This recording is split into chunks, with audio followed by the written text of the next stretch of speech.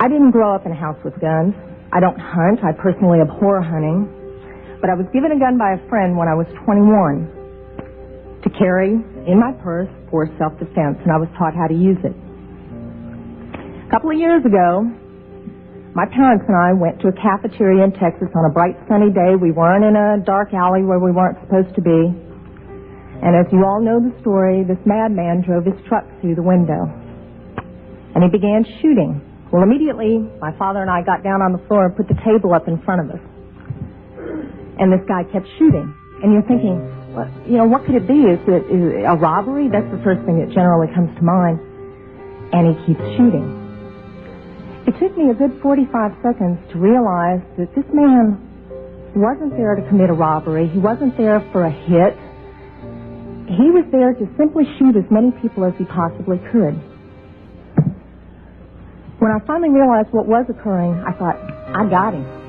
And I reached for my purse. He was maybe 12 feet away. Is it possible my gun could have jammed? Sure. Is it possible I could have missed? Sure. But I can tell you I've hit much smaller targets at much greater distances. But then I realized that a couple of months earlier I had made the stupidest decision of my life. I took my gun out of my purse and left it in my car. Because as you well know, in the state of Texas, it's sometimes a felony offense to carry a gun in your purse. I can tell you that I'm not mad at the guy that did this. As he continued, it was obvious that he was a madman. My father, at that point, said, I just got to do something. I've got to do something. He's going to kill everybody in here. And he rushed the man. No way. The guy turned, shot him in the chest. He went down, was obviously mortally wounded. For whatever reason, that made the man change directions and go off to my left. Shortly thereafter, someone at the back of the restaurant broke out a window.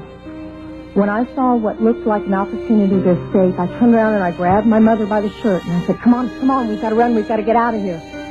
And then my feet grew wings and I was out the back window. As soon as I got out, I realized that my mother had not followed me out. And as I learned from the police officers, she had crawled over to where my father was and cradled him until the guy got back around to her, put the gun to her head. She looked up at him, put her head down, and he pulled the trigger. My parents had just had their 47th wedding anniversary. She wasn't going anywhere.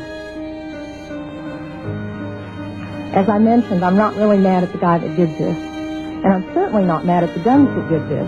They didn't walk in there by themselves and pull their own triggers. The guy that did it was a lunatic. That's like being mad at a rabid dog. I'm mad at my legislators for legislating me out of the right to protect myself and my family.